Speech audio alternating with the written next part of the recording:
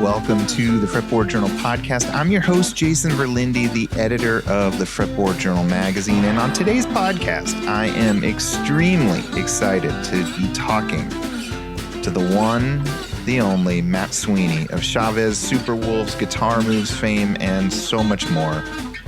For those of you who don't know, Matt is an in-demand guitarist and producer out of New York City. He played on the very last two posthumous Rubin-produced Johnny Cash American albums, 5 and 6. He played on the Cat Power Covers record. He played guitar on Neil Diamond's Home Before Dark, and so much more. And around a decade ago, he partnered with Vice on this insanely influential video interview series called Guitar Moves. This show predated so many YouTube guitar interview shows, and Matt was, and probably still is, the closest thing we have to an Anthony Bourdain for guitar. And by that, I mean he could hang and interview with folks like Blake Mills, Keith Richards, Billy Gibbons, James Williamson, Jay Mascis, and so many others. He could play with them. And he'd get these pivotal, sometimes elusive figures talking and sharing riffs. It was super cool. The show was way ahead of its time. It was edited beautifully, and I'm pretty sure he turned a ton of people on to the playing of Blake Mills and others for the first time. And then the show ended, and it kind of just disappeared from the internet. I'm happy to say Matt has brought Guitar Moves back from the dead. He just got his own YouTube channel that he controls now. We talk all about it. I'll include a link in the show notes. He just shared the Keith Richards episode last week, and he's going to start filming new episodes. We will be having him in the Fretboard Journal in 2024, I think in our 55th issue. Subscribe now and you will definitely get it. And I'm hoping, fingers crossed, if I'm lucky, I can convince him to come to our Chicago Fretboard Summit in August. I say this once in a while, but I think this is the first of many conversations we'll be sharing with Matt Sweeney. I love talking to him. I was so glad to hear he's into what I'm doing over here at the Fretboard Journal, and I hope you enjoy it. The big announcement on my end here at the Fretboard Journal is our 53rd issue is now mailing. I'm staring at a whole pile of copies in my office. They're mailing to subscribers right now. We're working overtime trying to get these out in batches. I got to be honest, for 18 years, I've put out this super eclectic guitar magazine, unlike anything you've ever seen. We've got legends, we've got experimentalists, we've got bluegrass legends and jazz and indie rock and folk musicians and everything in between in every edition. And this issue, issue 53, might just be our most eclectic yet, but it's also one of my favorites. Longtime friend of the magazine, Ben Harper, is back talking about Wide Open Light, his 2023 singer-songwriter album. We also talk about Dumble and a bunch more. Fran Blanche of Frantone Electronics is in this issue, as is Joanna Sternberg, the incredible singer-songwriter who put out one of my favorite records of the year, and it happened to be produced by Matt Sweeney, today's podcast guest. We've also got features on Robbie Basho's 12-string guitar, the history of the Gibson L5, Kate Wolf, so much more. Subscribe if you haven't yet, fretboardjournal.com/subscribe. It means the world to me. We are a reader-supported magazine. That's how we're able to do all these crazy, kooky, eclectic podcasts where you get to discover great musicians, and we get to make a magazine that's as unique as the Fretboard Journal is. So as always, we have a few brands that are sponsoring the podcast that do help support us, and they match our values, and we just love working with them. Mike and Mike's Guitar Bar here in Seattle. Everybody should be following them on Instagram. I'm actually talking to Mike Ball on this podcast in a few weeks. They've got this incredible repair shop. They've got an incredible array of like 800 instruments on reverb at any one time, acoustic and electric, funky Japanese guitars, American blue chip guitars, you name it, the whole gamut, they have it. We're also brought to you by Stringjoy Strings. You can use the discount code FRETBOARD when you check out for 10% off of your first order of Stringjoy Strings. They got mandolin strings now. And speaking of mandolins, our friends over on Peghead Nation have a dozen or so of my favorite musicians giving online lessons across a wide variety of instruments, including mandolins and guitars. It's a truly cool thing. You can get your first month free or $20 off of any annual subscription with the promo code FRETBOARD when you check out. And our pals at Isotope and Native Instruments are offering big discounts this holiday season on everything they do. check out all their offerings. There's a link in the show notes. And as you hopefully know, if you cringe when I read these ads, we have a Patreon for this podcast where you get bonus content and you get podcast episodes with no ads. I'll include a link to that in the show notes. It's a great way to support my family and what I do and all of this crazy eclectic coverage that I'm guessing you love if you've made it this far. And now, here is my chat with the incredible Matt Sweeney. It's a fun one. Matt, thanks for talking to me. This is exciting for me. I've been wanting to do this for a while. It's an honor, and it's cool. I don't get to talk guitar very often, believe it or not.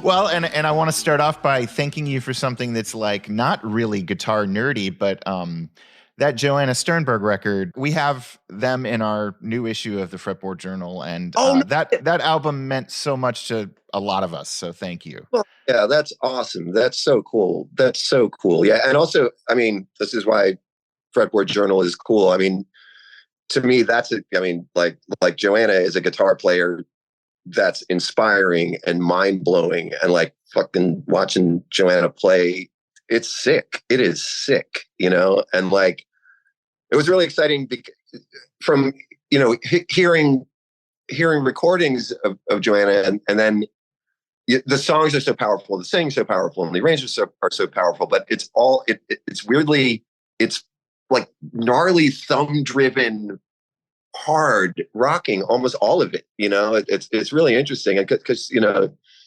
they're a bass player, you know, they're a stand-up bass player, you know, like that's really their thing. And weirdly, and I didn't know any of this stuff until we started recording, you know, and like the day before I did some Googling. I was like, oh wait, what? They went to New School for a full pop scholarship for stand-up bass. I was like, huh, you know, and then, so it was such a cool reveal, you know what I mean? But I think that the way Joanna plays guitar is like exactly the kind of stuff that gets me excited. And I feel like, you know, on this like elemental level, you hear it and you're like, oh my God, what is that? How do you do that? You know what I mean? Like how is that possible? You know, like, yeah. So that's awesome. Love that you did that. That's so cool. Yeah. I mean, we could talk about that for an hour, but I know. And a new track just dropped. I don't know if you had any part in that, but that was cool to see. Yeah, and it's crazy.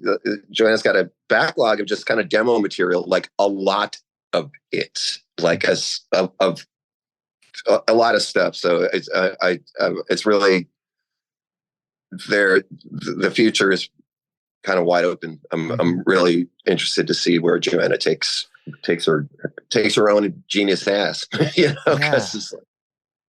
So what's I mean, I won't even say a day in the life because I'm sure they're all different, but like what for you does a typical week or month look like? How much of your time is doing production stuff? How much is just pure, I'm a guitar for hire?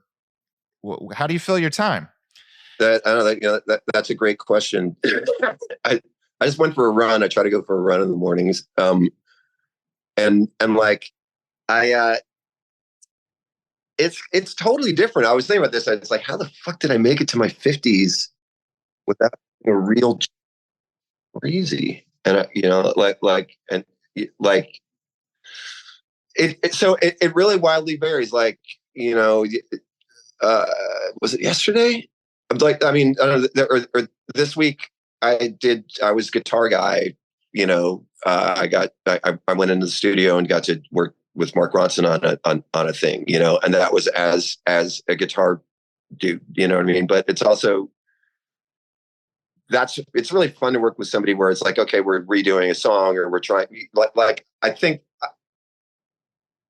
I don't, it's different. I don't know. And then I just made the last record that I made, I was sort of producing, but it's a band record, you know? And then like, I will basically, before that I did a thing for Fender where I was doing something with Billy Gibbons.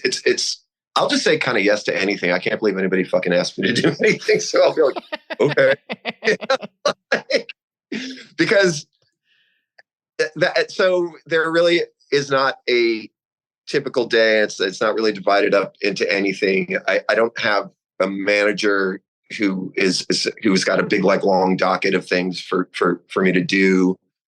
I think like any other I'm like a freelancer. I think it started to make more sense to me as a New Yorker, when I just started talking to artists and photographers, like non-musicians, and I'd be like, or fucking even my stepdad, who's a lawyer, my stepdad the other day is like, do you ever, and he's incredible. He's a very successful lawyer. And he's like, do you ever kind of sit around waiting for the phone to ring?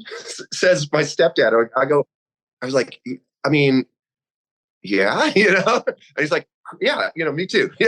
He's like, isn't it funny when nothing's happening, you feel like you never did anything in your life? Like when you don't get a call and send. It's like, so, I mean, for sure, I think with the path that I've taken, because I don't have a boss, because I'm not in a band, because I work on such a broad spectrum. There are some days where I'm like, oh my God, do I do anything? Like, am I gonna like, is the phone ever going to ring again? Kind of thing it sometimes feels very real for me, because I've done so many things, and it's projects, you know what I mean? You get like hired to look like project things. So I guess that's a long-winded answer, saying that it's still fairly chaotic, but Okay. in a handleable way. It's a good question. I wish I had a better answer. I'm super grateful that I'm somehow fucking making a living doing this, and I get to work on very specific projects that speak to me and that I feel like I could be helpful on, you know what I mean? I'm not it's all like I was just lucky. People asked me to do stuff, that's how it started. You know what I mean? Like even with Chavez, it was like Clay was like, we should do a band. You know what I mean? And even my first band was somebody be like, oh, we should do a band. Even though like I want to be, you know what I mean? Like, so I'm not. And where were you at in life when that happened? When somebody said we should do a band? When Chavez, yeah.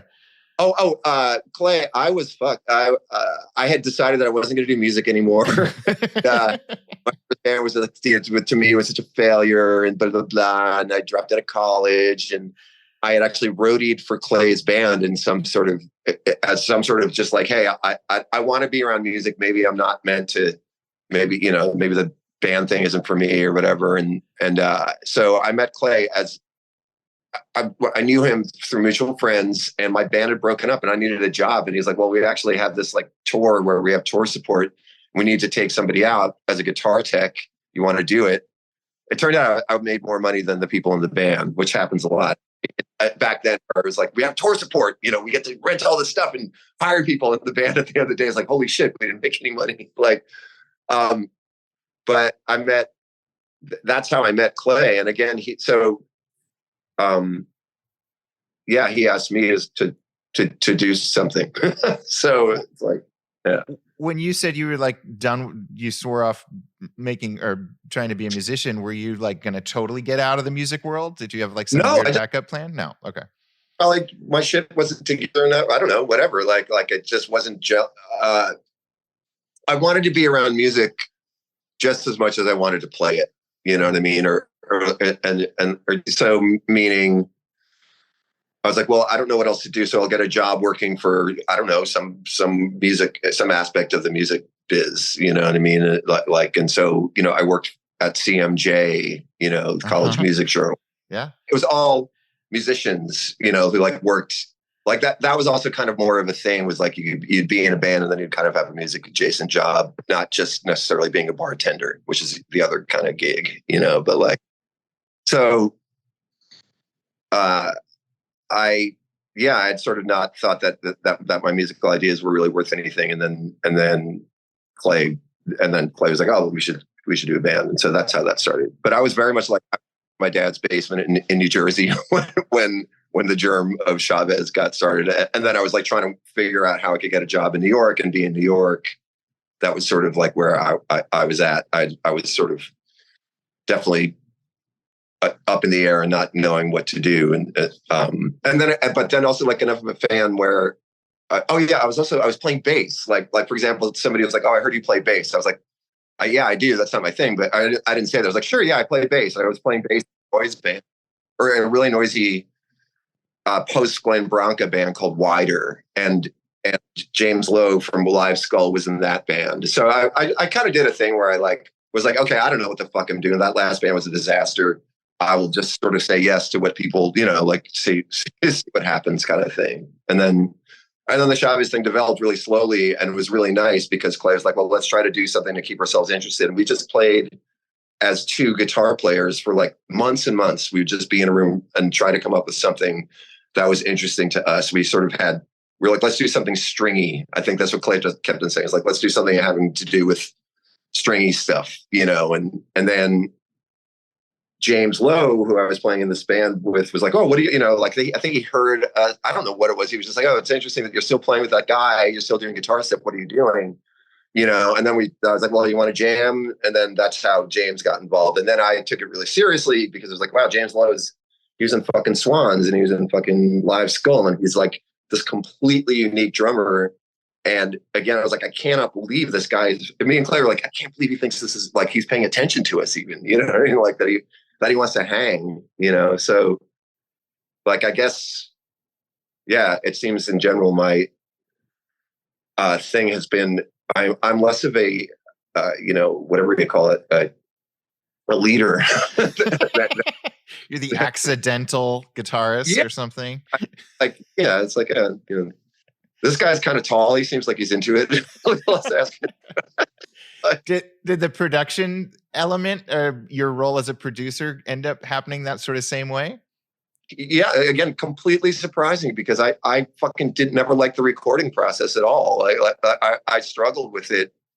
Again, this is my first band. I don't know, like a lot of people, if you're lucky enough to play music, your first band is like a band that you make with your friends in high school and all the nonsense happens. And so I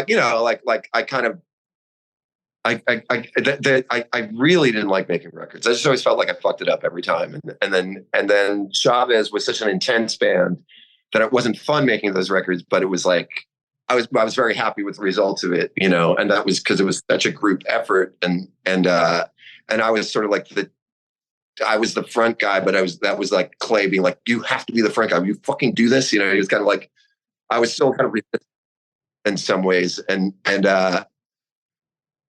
It's really surprising that I fell into making records because it's like my favorite thing to do now. But I still don't record at home. I don't I never 4-tracked. I never was, I don't know about gear. I don't know how to run Pro Tools. But like, I definitely know that I can make that, like making records is something that I think I'm pretty good at, and that surprises me still that I fell into that because I love listening to records and I think I'm good at performances, but I'm trying to remember who first asked me to produce a record, but it was after I'd made a few, I actually was making records with Will Oldham that like sort of opened me up to different ways of doing things and stuff. And once I started working with Will, it was something I never thought that I'd do ever. Like I didn't know what a capo was, you know what I mean? Like seriously, and I loved English. I was super into English folk stuff and all this stuff, but I thought it was utterly unobtainable. You know what I mean? Like the idea of picking and like, there's like, no, like what, like John Renborn, yeah, right. You're like, okay, you can't fucking touch that shit. And I loved it for what it was. And then it was my friend Sam who got into finger picking. He was like, dude, you got to fucking, this finger picking shit. It's doable. You could do it. It's going to change everything. And that was like this giant jump. I guess it was like getting to do things that I didn't think I knew how to do. You know what I mean? And the finger picking thing really kind of, I was surprised that I was able to do it. And that totally opened up everything that the way that I think about everything, I think was because of the change that I had from just that you could pick up a stupid guitar and instead of going like this, you know, and because I feel like most rock guitar players are actually terrified of doing that. Like I know that was like, there was like a whole blind spot of like, well, yeah, right. That's the finger picking stuff. But anyway, I want to rock out. It's going to be good because you can't even, for me, I just couldn't fucking fathom it, you know? And I think that like, there was a really big value in my friend saying, no, it's doable. And like, just start thinking about guitar in a completely different way. You know what I mean? And that's, I guess with everything, even with making records, it's the same thing. It's like, it doesn't have to be this one way. There's other ways of doing it. It's like approach it and sort of being aware of how elements, I don't know. It's funny that I make records because It wasn't something that I planned on doing. Absolutely not. No, I sucked at it. Do you know when exactly that moment was when you were into British folk and you were like, here's me trying to play a song finger picking? It's funny. There was absolutely a thing where like a lot of people, like hearing John Fahey was like a thing, you know, Sure. like it really hit me. And I think, you know, the way in was like Nick Drake, and then, you know, so you get into the finger picking stuff, English folk stuff, and then Fahey really, really like smashed me. Mm-hmm. And I guess Sam shows me some finger picking patterns, but I do remember I had like a really clear thing. I was like, oh wait, you know, like this stuff sounds really easy. The whole idea is to make it sound like it's not hard. And that's really fucking hard to do. But I think if I fucking get this finger picking thing down, it's all about just making it sound good in a way and not making it sound difficult. Yeah. And it was like a real thing. It was like, oh shit, if I could do this, that means it could just be me by myself and like a drummer. And this is funny. I was really into the idea of a 2-piece, and at that point Chavez wasn't doing anything, but I was still playing with James all the time. And I was like, holy shit, like you could, like I could do finger picking stuff, and you know, like and it could just be this thing. I was really keen on it, and kind of I'd be interested to hear what the fuck me and James were up to, because we played for a couple of years just like messing around with this idea of like. Were you acoustic or were you playing plugged in? Yeah. Yeah. Electric, and just like with it, you know, like tuning the E string down to an A string, Mm-hmm. you're down to a low A, you know, and then pedaling on that stuff. There's like a whole bunch of bullshit you could do with that. That's kind of cool. But like, that was like this big, that just changed everything for me, you know. And the way that Sam had put it was like, you know, he's like, you know, that whole idea of somebody sitting around being able to play by themselves for hours on a porch, just getting fucking wasted, you know, by themselves, and they feel great. He's like, that whole dream. He's like, that's finger picking. If you do that, you can do that. You know, like, that was Sam's pitch. What is Sam's last? You know, who is Sam? What's his last name? Sam. He's in a band called Supreme Dicks, who are worth looking up. And he wasn't a writing member of that band, but I met him in that way, where they were a band out of Western Massachusetts, and they started at Hampshire College, and all my buddies went to Hampshire College. Or a bunch of my buddies went to Hampshire College, so I met this guy Sam, and Sam was as into music as we were, and he was the first one of us who like learned a Mississippi John Hurt picking pattern, and to this day, like we're still close. We still talk a lot and stuff. And he's a criminal defense attorney. You know what I mean? Like he doesn't, you know, like he doesn't care about performing at all. But he's like a monstrously good player, and like no friend had, or he's the guy who had the big impact on me, and he was the guy you are going to do this. You're going to get this, you know, like, and so, that's so cool. And it's so cool that it happened to you, like after you had already been on the road with Chavez and like you were a professional guitarist. I had like a thought of, and I obsessively thought about music all my fucking life and all this shit. And so I thought I had a sort of a thing, and like, and it was like difficult, you know, it was all difficult, my view of things. And it was like the finger picking thing was the big way in. And that's like with the fucking guitar moves thing, that literally all the fucking show is really just like trying to get somebody to finger pick. It's kind of like low key, like what it's about. It's like I mean, I'm not sure, like that if there's an agenda, it's that, you know, and even and hopefully it never gets said. And I think I do end up saying the same shit over and over again, but like, it's just such a way in for people. It really, you know, and it's a way in for somebody who's like enmeshed in guitar playing and is thinking about, you know, like who really cares. You know, I feel like most fucking guitar players haven't played that way. Yeah. That's crazy. Going back to, you sort of becoming this accidental guitarist and then an accidental producer, you've been on some pretty heavy, like as a guitarist, you've been on some pretty heavy sessions, the Rick Rubin stuff, like Johnny Cash and Neil Diamond. Do you ever go into those, or did you ever go into those and like go, oh, that's what this kind of producer does versus like how you'd been producing records? Yeah.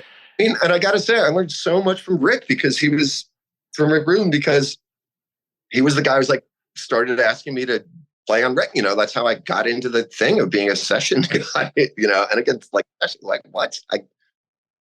Gun for hire. I was like, what are you talking? Like, I never, ever, I was like the last guy that I thought would ever be that guy, and, but seeing how Rick makes records, or the records that I worked on with him, which is a lot, it was cool, like seeing what a producer does, and it's hands-on. It's like, it was like, oh, right, you're like a member of the band, but you're not, you're not playing, but your thing matters, and you're determining what it sounds like and how it's played, and you're there to encourage and shit. I learned so much from Rick, like so much, and the idea of letting things happen, you know what I mean, and listening, actually really being focused and really listening, and kind of sort of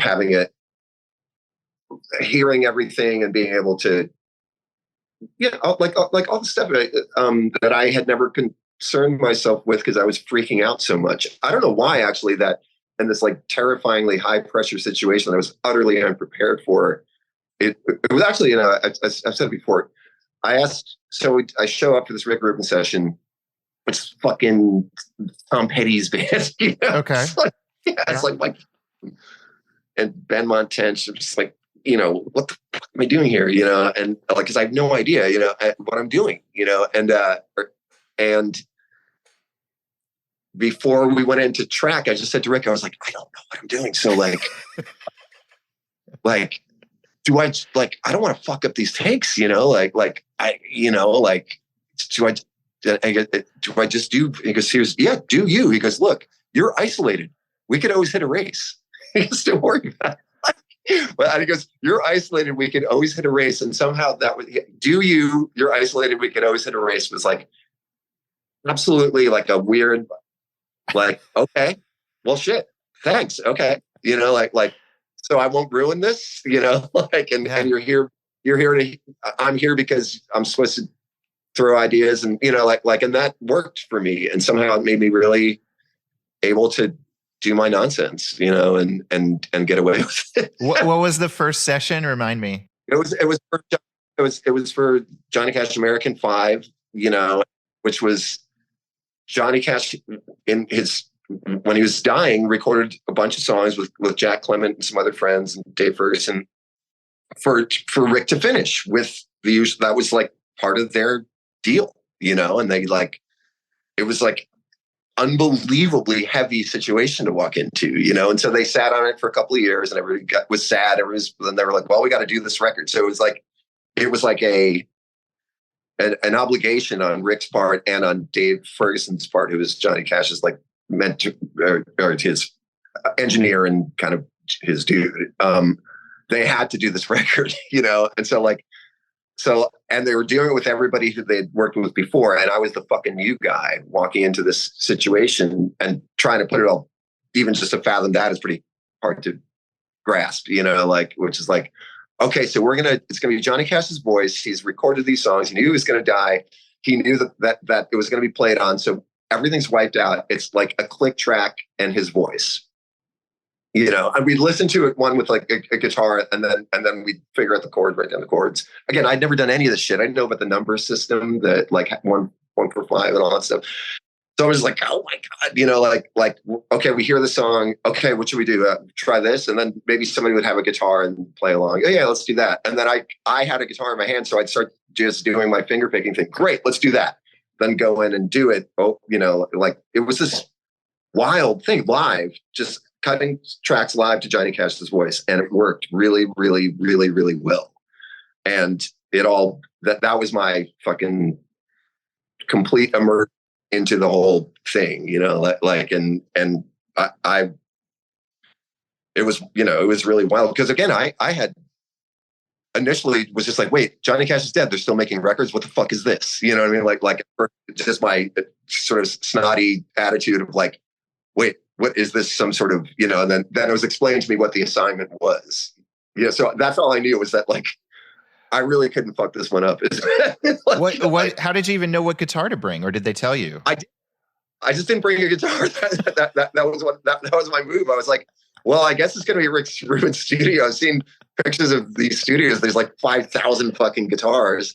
And also I was like, because I didn't know what to do and I didn't know what to bring. So I figured I'll just bring my own ass and there will be some nice acoustic guitars there. Again, I really came with like a completely blank slate, which I didn't think I was being that clever. I really was just sort of being honest, but apparently people were kind of impressed that I showed up with nothing. Like, but because it's like, who the fuck am I? It's like, what did Rick hear in you? Like, what was that? Why of all the guitarists in the universe did he go like, we got to get Matt out here? It was the Superwolves album. Okay. That was it for him. He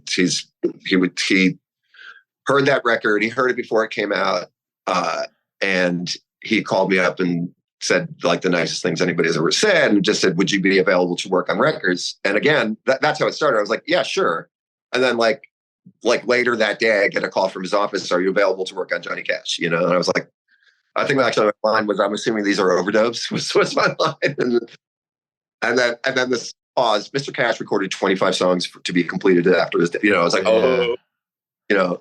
but then that was my way into the whole fucking thing as far as it was total immersion. And it was like, okay, I get this. This is, I've been approved to improvise in a live situation, because this producer really believes that I'm going to add something to this. And it's all sort of finger picky. It's in the zone of this music that I just have like figured out how to do, because the Superwolves record was a big writing jump for me. Like writing that music and figuring out how to play and how to do all this stuff was like me figuring out what my shit was after everything. I guess that to me, that record, which is fucking like, I was like in my early 30s when I got all that shit together. That still kind of remains my, like, if you want to know what I can do and what I like doing, this is the kind of music that I make, and this is how I play guitar, and this is like most of what I've learned is in that kind of stuff, So, and Rick was really and remains incredibly complimentary about that music. Like he really, really likes that music, and he really, really likes that approach. So that's my scam. And again, the scam is like play like finger picked electric guitar. I think that's more or less what the scam is. But I like, yeah. I think the real question is, as a producer, how many times have you used Rick Rubin's line of like, we can always erase it with other artists? Sometimes it's fun. It kind of all depends, I think the band, there's a band called Country Westerns who I love producing, and I like pushing. I sort of like pushing Joey in a way, like where I could kind of do that sort of like a fun push of like, you're leaving money on the table, man. Like you could, or just like the sense of humor of like, look, you can do this and you can't fuck this up. Like you're here to do you and stuff. But I don't use it that often. Okay. Because usually people aren't as insecure as I was, because I think a lot of times when people get going, I don't know, like it was a tall order that I do and that I hadn't planned on walking into. I've always wondered, like, as a producer, like you basically become a member of the band for like an entire album cycle, but then sometimes bands will hire the same producer over and over again. Sometimes it's like a one and done thing. Mm-hmm. Do you hope that they'll call you back, or are you like, I left it all here? Yeah, that's a great question. I think that it's sort of it can be a really cool relationship. Ideally, it is like a band relationship where, and you're the fucking maraca player, or no, I mean that's but you're the extra person who is affecting things. And the question is, well, do they still want that experience? You know what I mean? And clearly there's lots of examples of really good runs, you know, and it works really, really well for some producers, and bands have great long relationships and sometimes not. So I guess I'm always hoping that they'd want to work with me again, of course, you know what I mean? But it's also the idea, Daniel Schlett, who's the engineer that I work with a lot, just, you know, said it so well about what your responsibility is to making a record, which is like, what happens today, like, is going to affect this other person's life, like, you know, for the next 2 years, you know what I mean? Like either very much or not at all, but whatever it is, like there's a lot of consequence about this time spent right now. And for this artist, you know, like I can walk away from it. This person is going to be committed to living with this thing and this thing representing them and stuff. And that's, you know, and that's a lot, you know, I keep that in mind, you know what I mean? I think really more than anything else is this idea of like how valuable this person's time is today, right now, in this place. And how do I make them not freak out about that? How do I just make this available time really make them feel great, you know, in this situation, so they can perform well, you know?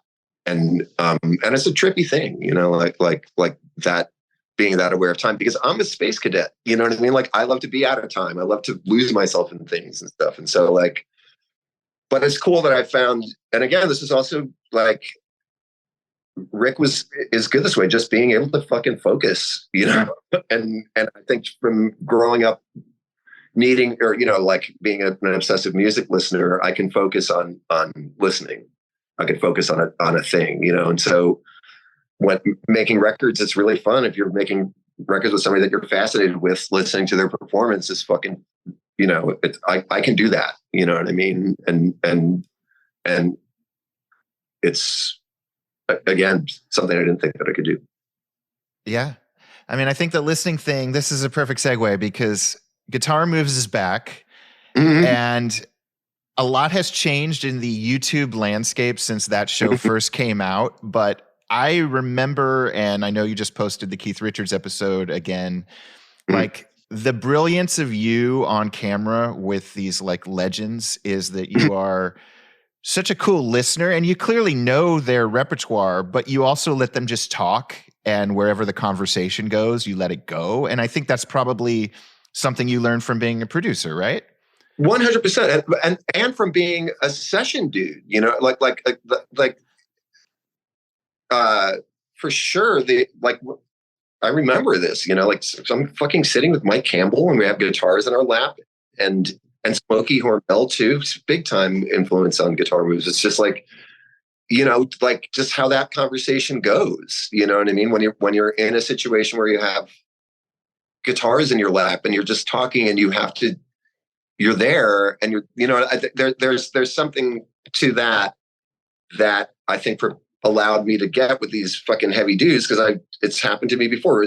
Like, you know, like fucking in a studio with Cat Stevens is insane, you know, like, so I had that thanks to Rick, largely thanks to Rick, just being able to jump into this situation, and it's like an improv situation, and how do you make that compelling? And, you know, like what's cool about that, you know? And I feel like, just keep on going back to Rick, but like in those sessions, everybody's kind of in a mood. Everybody's like in a zone where it's like, okay, yeah, we're here. Like we all play music, and we all, you know, like, and we're kind of happy that we get to play music and stuff. And it's not about showing how fucking ripping you are on guitar, but it's like, I don't know. It's a thing that it occurred to me later with the Guitar Moves. I was like, how do I pull this shit off? I was like, all right, well, I've had to sit there with the guitar in my hand with some really daunting people. And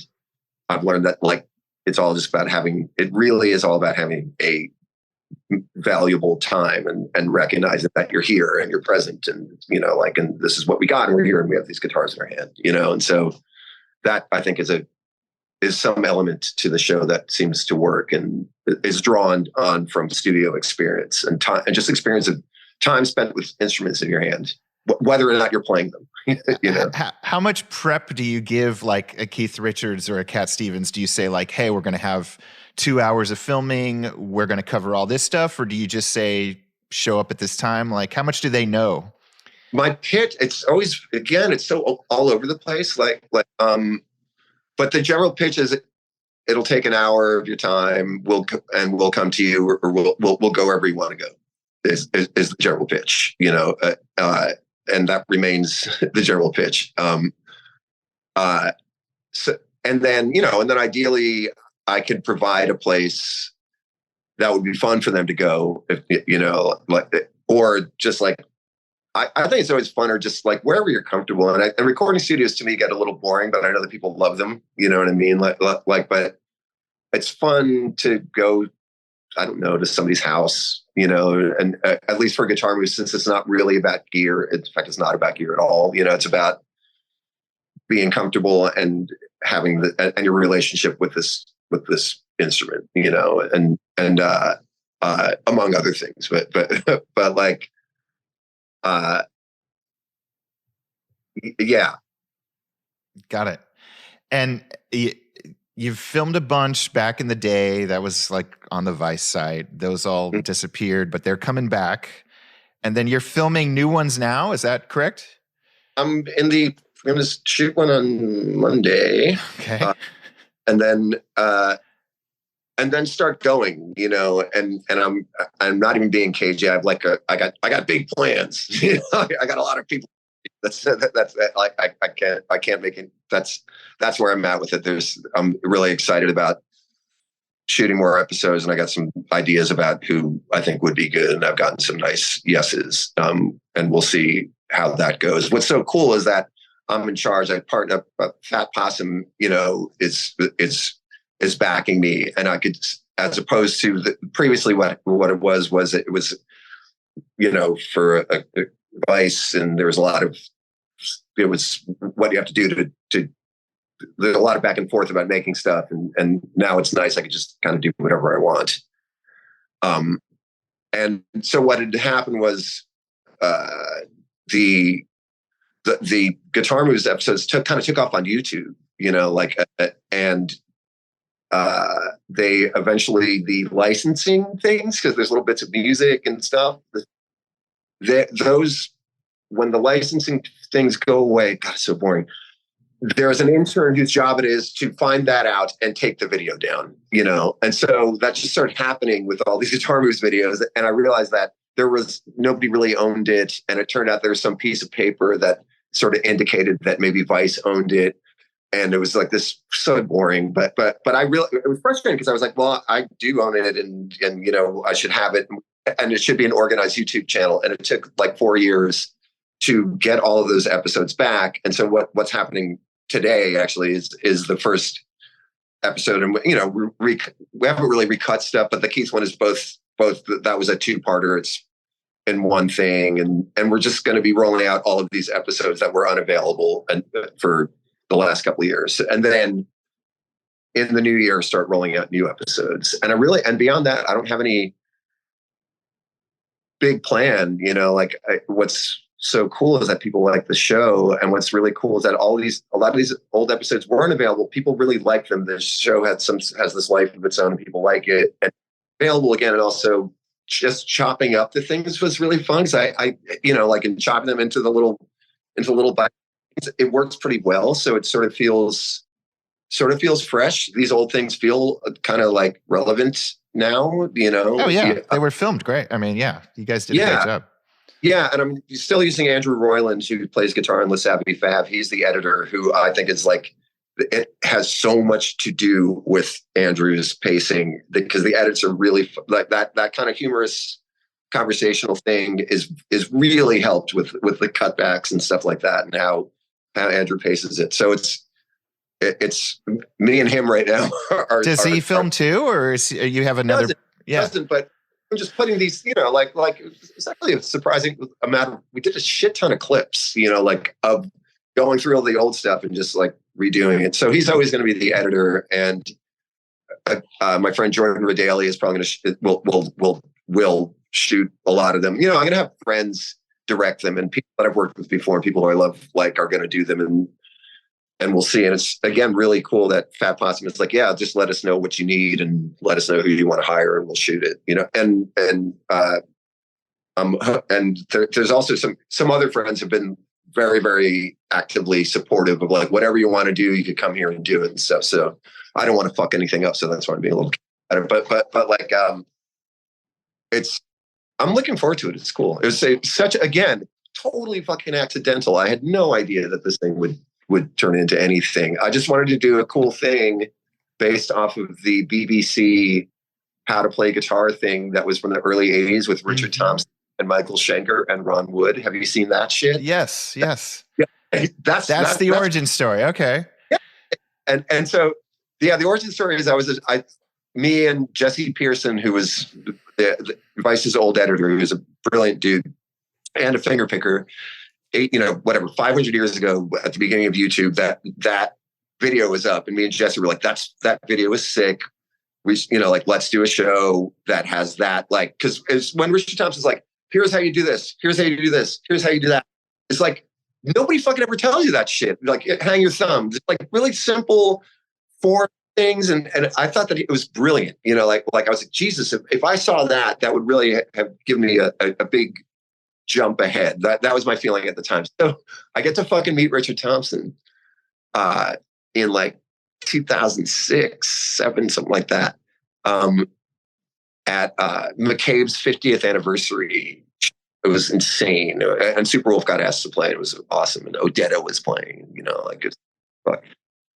And Richard Thompson, I've never met Richard Thompson, and I'm like, I know just what to say to him to make him not comfortable. I could just say, I love that BBC guitar thing, because it was such a generous and humble thing that he did, and so I was like, I say that to him, and he's like, fucking hate that thing. It's the most fucking embarrassing fucking thing I've ever done. I hate it. The one with Michael Schenker? Yeah, I hate that.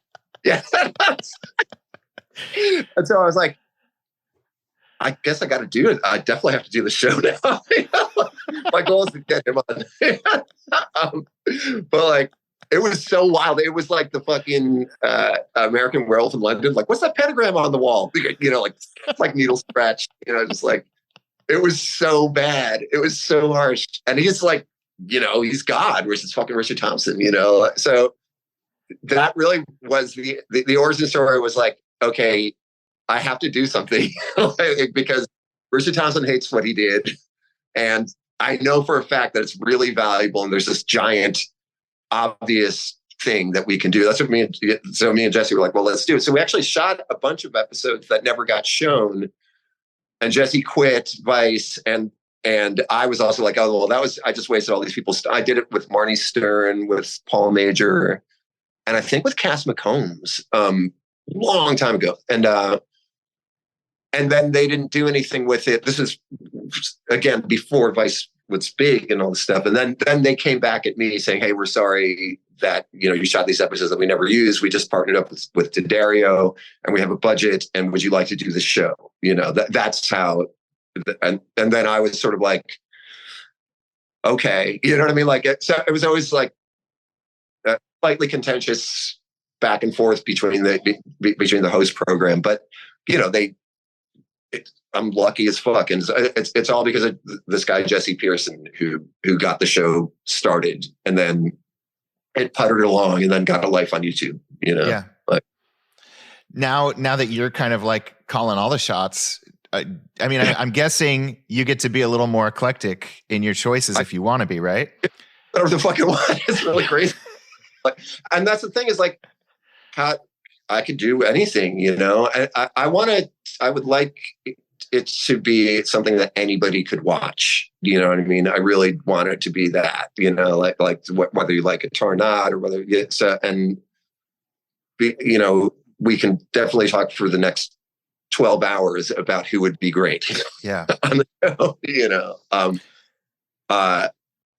and and I do want it to be as eclectic and inviting as possible, like, and as exciting as possible. And I'm very aware of the fact that having people of note is a part of it. You know what I mean? Is somehow a part of the show, is having some resonant names. Also, I realize that a lot of them aren't like, they're all guitar players, but they're songwriters and they're singers and stuff like that. Like that's also like kind of an unspoken but really important part for me of Guitar Moves, is that it's not about excellence and technical, like somebody who's just like an amazing guitar player.